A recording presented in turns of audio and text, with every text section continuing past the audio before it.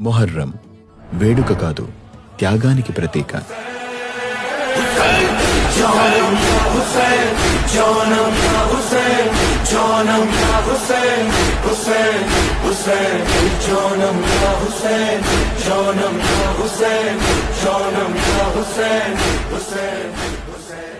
చాలా మందికి మొహర్రం పండుగ ఎందుకు జరుపుతారో తెలీదు. అందుకే మొహర్రం శుభాకాంక్షలు అని చెప్తుంటారు.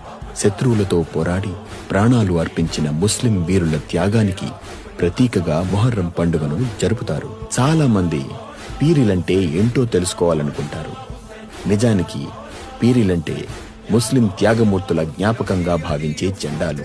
వీటినే దట్టీలు అని కూడా అంటారు. ఆ జెండాలనే పవిత్రంగా భావించి దేవుడిగా కొలుస్తారు. పంజా, హస్తం, నెలవంక వంటి ఆకారాల్లో జెండాలు ఉంటాయి. పీరీలను ఏర్పాటు చేసే స్థలాన్ని ఆసుర్ఖానా అంటారు. కొన్ని ప్రాంతాల్లో పీర్ల కొట్టం అని కూడా అంటారు. ఈ ఆసుర్ఖానా ముందు ఒక పెద్ద గుంత తవ్వి అందులో నిత్యం కట్టెలు కాలుస్తారు.